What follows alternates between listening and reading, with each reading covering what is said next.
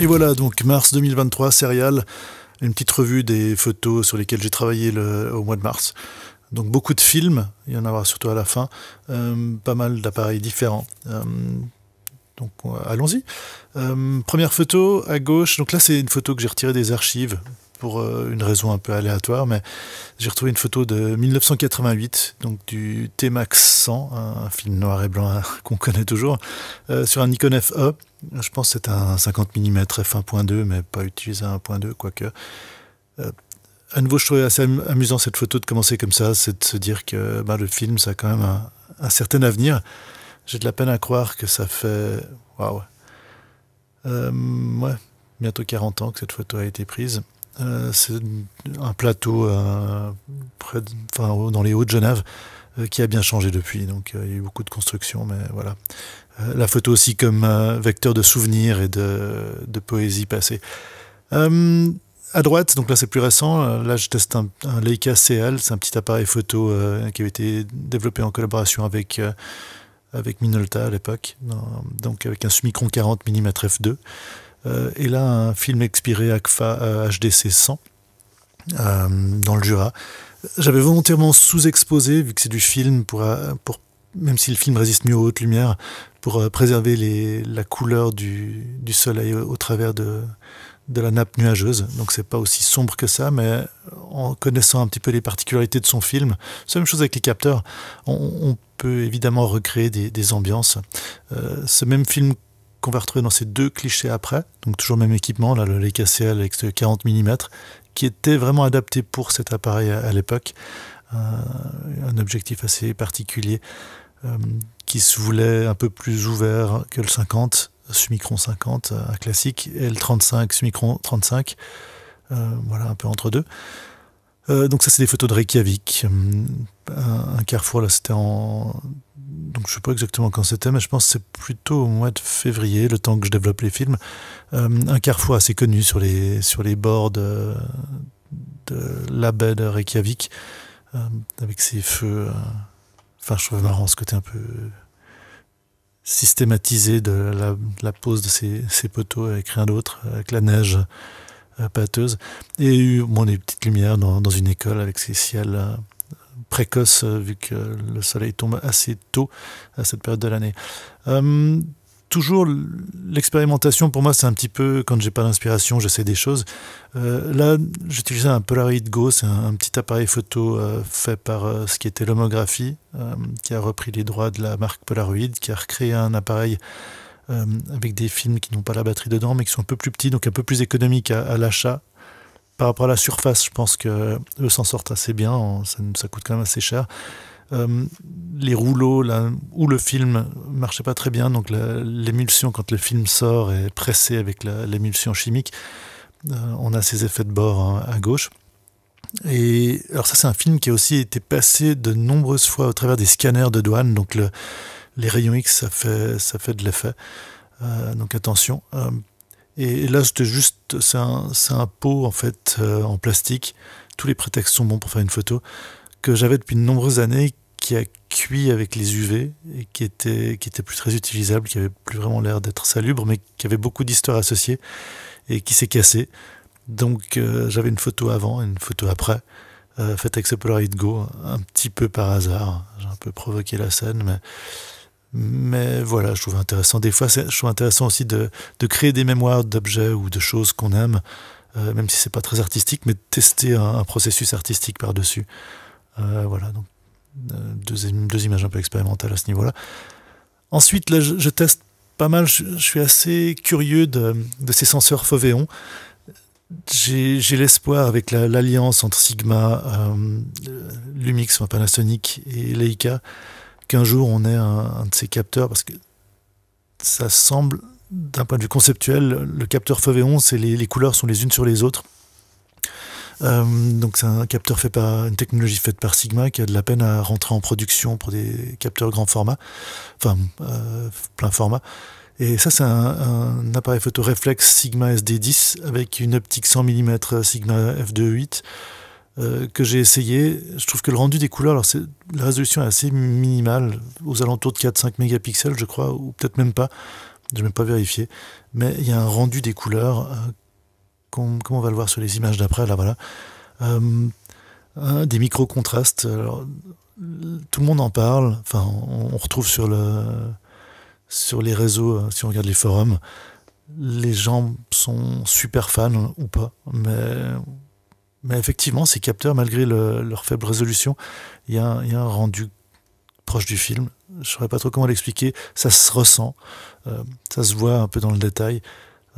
C'est plus sensuel. Donc, je m'amuse un peu avec ça et je suis pas forcément convaincu. Ça va pas remplacer mes appareils principaux, mais intéressant, c'est les capteurs Foveon. Là, alors 2 images où je reviens sur un projet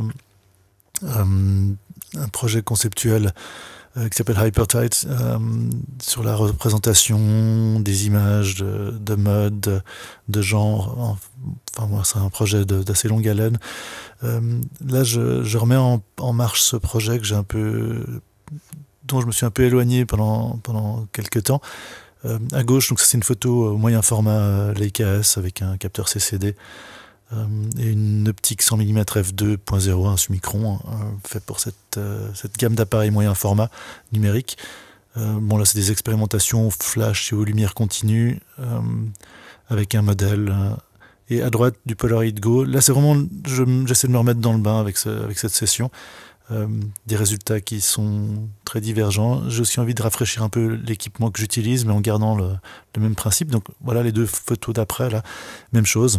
Toujours à gauche du moyen format. Alors là, évidemment, on est sur YouTube, donc je dois cacher. Alors là, on peut revenir sur le débat de pourquoi toutes ces plateformes Internet interdisent des choses basiques du corps humain pour des raisons puritaines. Qui nous sont édictés par des valeurs culturelles, voilà, alors que la violence ne l'est pas ou que d'autres choses ne le sont pas. Ça me surprend toujours, mais bon, voilà, pour éviter que cette vidéo soit censurée par YouTube, voilà, on a un point blanc sur le téton du modèle. Mais bon, voilà, partie du projet, donc je relance un peu la machine. Ça, c'est un diptyque, c'est souvent des diptyques dans ce projet. Enfin, pratiquement que des diptyques. Voilà, des essais à gauche, donc c'est du Leica S, à droite c'est du SL2, avec des optiques de type Summicron de chez Leica, avec un rendu assez particulier. Les 2 images après, là, à nouveau, je relançais un peu la machine, ça fait partie un peu de la même session. Je voulais tester aussi de l'équipement, d'autres. Je voulais voir un petit peu, m'amuser avec certains types de peintures pour la peau. La photo en elle-même, je trouve qu'elle n'a pas beaucoup d'intérêt, elle ne rentre pas du tout dans ma série non plus, mais je pense que ça fait partie aussi de ce qu'il faut faire quand alors déjà quand on s'ennuie, mais aussi quand on travaille sur des projets, c'est d'expérimenter des choses qui n'ont rien à voir avec ce que l'on voulait. Parfois on trouve des choses qui nous inspirent. Là, j'ai quelques idées pour la suite de ce projet grâce à ce cliché de gauche. Puis à droite, même chose, là je suis avec une optique, un Apo Summicron 50 f2.0 pour la gamme SL de chez Leica. Voilà. Passons à autre chose. Là, on passe à du film. À gauche aussi. Alors là, c'est un mois où je suis vraiment pas mal rentré dans l'expérimentation avec des appareils dont j'ai un peu moins l'habitude, ou des tests d'appareils que j'utilise pour des tests, en fait, pour les vidéos à nouveau pour cette chaîne. Mais c'est toujours amusant, ça maintient un peu la machine. À gauche, c'est du moyen format, mais assez large. C'est un appareil photo, l'I9 Technorama 612. J'aime beaucoup le rapport 1/2 que j'utilise beaucoup sur mes applications téléphoniques. Donc là, je vous renvoie à la série vidéo Matnum, qui est tous les mois aussi, mais 2 semaines après celle-ci, où j'essaye de l'équipement analogique. Là, c'est sur du film 120, donc c'est vraiment du gros, c'est beaucoup de surface. Et là, le film a quand même certains avantages par rapport au numérique. C'est pas le même rendu, mais là, c'est du film Metropolis de chez Lomography.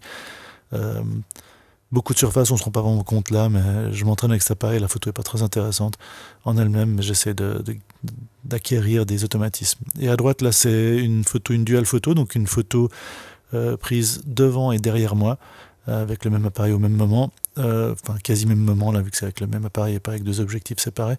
C'est avec un vieux Leica 3, donc c'est les gammes d'appareils qui prédataient les Leica M, donc des appareils à télémètre avec une optique de l'époque, un Sumarit 50 mm f 1.5, je crois. J'ai un doute là tout d'un coup, mais avec du T-Max 3200. Et voilà, ça se trouve être au musée d'art contemporain de Genève. Mais c'est vraiment un appareil photo très compact. C'est aussi une optique qui est télescopique.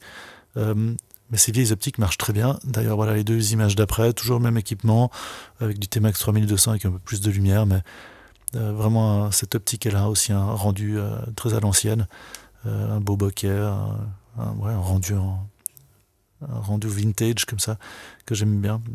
Et ça, c'est du T-Max 3200, donc je l'ai déjà dit.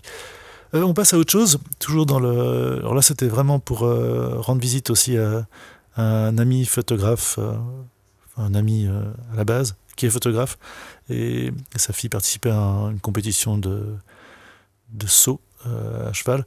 Donc l'occasion aussi de retrouver des... C'est aussi ça un peu la photographie, c'est aussi de se trouver des prétextes pour rencontrer des gens, faire un peu de photos. Et là, c'est l'occasion de sortir un équipement que j'utilise un peu moins souvent, mais que j'aime bien et que je me réserve pour certains projets. C'est des vieilles optiques Leica série R, donc les réflexes analogiques de chez Leica. À gauche, c'est une photo faite avec le Vario Apo Elmarit 70-180 f2.8, et à droite, le 280 mm f2.8 Apo Telite R. Des optiques qui pour moi ont quand même un rendu qui est très apparenté et qu'il vaut la peine ça vaut la peine de s'entraîner avec. Même chose ici, ces deux images, à gauche le Vario Apo Elmarit R et à droite l'inverse, à gauche le 280 et à droite le Vario. Voilà, toujours au même endroit, un peu à l'extérieur, avec ce rendu assez particulier. Même chose ici, toujours le Leica SL2, pardon, j'ai peut-être pas précisé, ces optiques sont adaptées sur le Leica SL2, donc numérique moderne. Et à gauche, c'est toujours le Vario Apo Elmarit R, c'est toujours dans les docks de ce concours hippique. Et à droite, c'est le même jour, je crois, le coucher de soleil à Lausanne. Il se trouvait que j'avais l'équipement sur moi. Et voilà. Là, on passe à autre chose, les voyages. On peut discuter de l'utilité des voyages en termes d'impact écologique ou autre. Là, j'ai profité d'un voyage professionnel à Londres pour aussi faire de la photo pour moi. Et donc là, c'est du SL2, Leica SL2, toujours ce boîtier que j'utilise majoritairement quand... il marche, il me convient bien. Il convient bien à des anciennes optiques. Et là, c'est des optiques qui ne sont pas si vieilles que ça, mais Sumarit M. Là, c'est du 90 mm f2.5. Donc, aéroport de London City à gauche et le DLR, le métro pour aller en ville à droite. Il y avait une ambiance assez particulière avec ce ciel nuageux, très irrégulier, floconneux. Donc Londres, toujours le même équipement. À gauche, cette photo, je la trouve assez intéressante. Je l'aime bien, en fait, en termes d'ambiance. Très haut contraste ce jour-là, c'était un matin. Alors là, on voit les limitations encore, malgré le côté très moderne de ce boîtier. Enfin, c'est un boîtier qui est vraiment assez haut de gamme, qui a quelques 2-3 ans. On voit l'importance, en fait, malgré tout, de l'amélioration de ces capteurs. Là, dans les hautes lumières, j'ai beau compacter un maximum mon exposition pour conserver des détails dans les hautes lumières et dans les basses lumières. Par rapport à l'œil humain, on n'y est pas encore. On perd les valeurs de couleur près du soleil. Alors vous me direz, c'est très contrasté. Oui, mais en vrai, c'était différent, légèrement différent. J'aime bien la photo malgré tout, mais là, je pense que les capteurs ont encore des progrès à faire, et pas des progrès inutiles pour ces cas très particuliers, je le reconnais. Et à droite, voilà une image de Londres le soir au centre, avec cette ambiance très particulière sous la pluie. Londres, donc la ville de Londres, architecturalement parlant, personnellement, j'adore les gens, la manière dont c'est habité, l'architecture, une sorte d'équivalent pour moi de Chicago, avec vraiment des architectures très différentes, mais toujours assez osées. Là, toujours avec le Sumarit M90 f2.5, se balader dans Londres, regarder, essayer de trouver des détails. J'aime bien ça. Et j'aime beaucoup le rendu de cette optique. Là, j'avais vraiment pris un 90, un 50 et un 35 f2.5 pour d'autres raisons, mais on va y venir après. Mais là, en se baladant dans les quartiers au nord de Londres, des petits détails en marchant. Là, je suis pas allé pour faire des photos en tant que tel. C'est vraiment des petits clichés pris en baladant avec une amie. Donc voilà, tranquillou. Mais le rendu intéressant, on peut avoir des choses assez intéressantes, moi qui me parlent pas mal. J'avais pris cet équipement-là parce que je voulais tester à nouveau là dans le renouveau de mon projet Hypertate, où je relance un peu ma machine.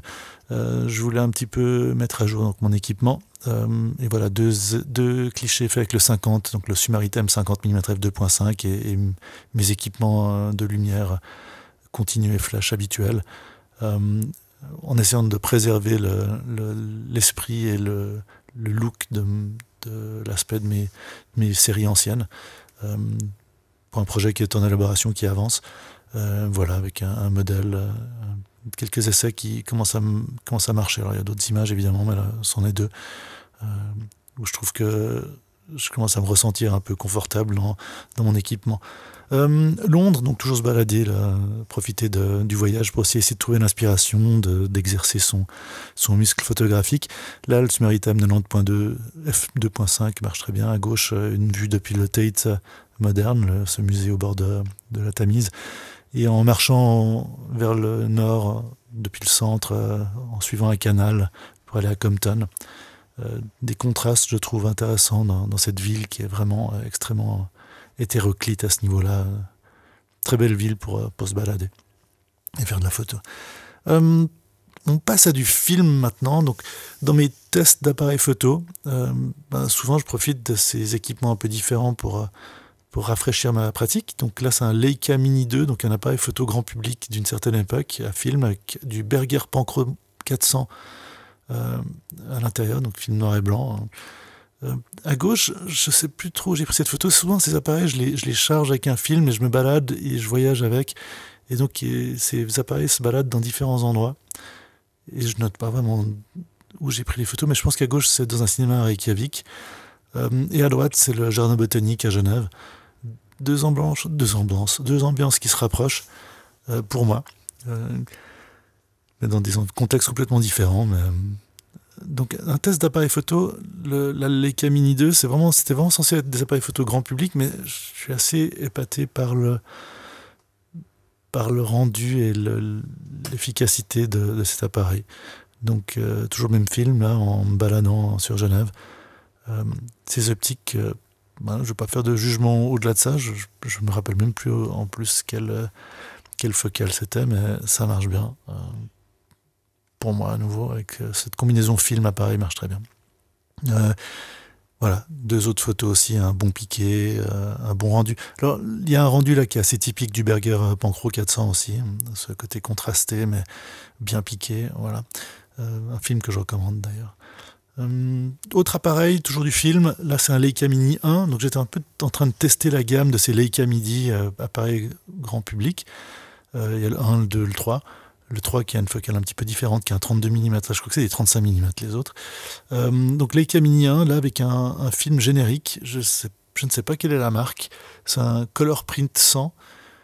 Je serais parti vers du Fujifilm, mais aucune idée. J'ai pas trouvé la référence, mais un rendu bien chaud. Et à nouveau, je pense que c'est la même optique que Leica Mini 2. Je trouve que ça marche bien. Même en une bonne mesure de l'exposition, le focus, pas eu de problème. Et assez plaisant à utiliser. Même chose ici, toujours sur Leica Mini 1 avec ce Color Print 100, un rendu des couleurs du film qui est bon, l'optique très bien, un beau piqué, ça marche bien. L'utilisation de l'appareil, je trouve que c'est très important aussi, évidemment, l'expérience de l'utilisateur, ça marche.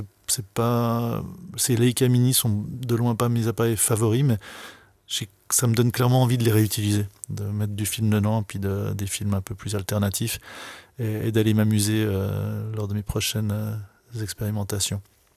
Donc là, oui, donc au bord de l'Arve, à gauche, qui est une des rivières genevoises qui se jette dans le Rhône, et avec cette eau un peu avec du limon qui vient des montagnes, qui vient des Alpes. Et à droite, près de la gare Cornavin, donc la gare centrale de Genève, dans les quartiers internationaux, dans le secteur international, avec ces architectures nouvelles. Voilà. Là, on passe à un vieux classique, mon appareil photo Olympus XA, donc toujours du film. Là, c'est du Fujicolor Press 800.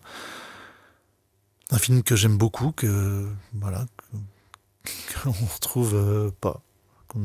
Enfin, que je retrouve pas en tout cas. Mais là, c'est à Reykjavik, les deux clichés, à gauche, la baie de Reykjavik, et à droite. Donc, c'était simplement, j'ai passé une nuit dans un endroit qui m'intriguait, une sorte d'auberge de jeunesse. C'est pas ce que je préfère en termes de confort, alors ça c'est perso, mais c'était sympa, super endroit, belle ambiance, et il y avait une sorte de côté un peu esthétiquement, le look de ces auberges d'une certaine époque, probablement un vieil hôpital avant, ou voilà.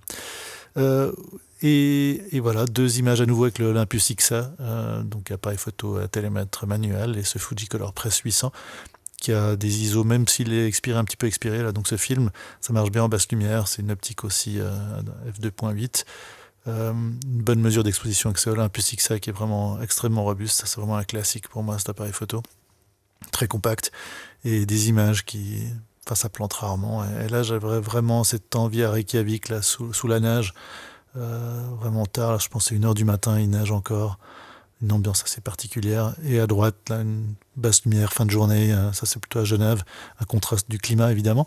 Une exposition un peu lente, mais le passant là, qui passe avec son sac rose et ses fleurs légèrement roses, cerisier. Voilà. On passe à un autre appareil, toujours du film, là, comme j'ai dit, il y a beaucoup de films là, ce mois-ci. Je testais un Pentax, que j'avais déjà testé il y a longtemps, mais un Pentax PC35 AF, c'est un de ces appareils photo grand public, autofocus des années 80, je crois 81, mais je suis pas très sûr. Une ergonomie assez redoutable sur cet appareil, j'aime beaucoup, qu'on peut vraiment utiliser à une main. Et là, avec du Santacolor 100, un nouveau film, entre guillemets, mais fait par un constructeur, un fabricant de films, un de ces grands fabricants de films. Je pense que c'est Kodak, c'est pas révélé, mais voilà, c'est Kodak. Probablement du Gold.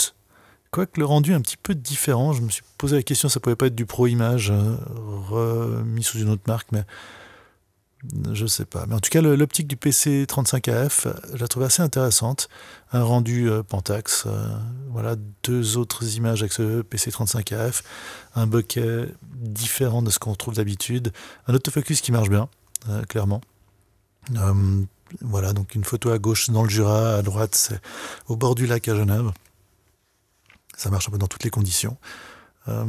Et ce film, très bien, Santacolor, pourquoi pas, même si on ne sait pas trop ce qu'il le fait dessous.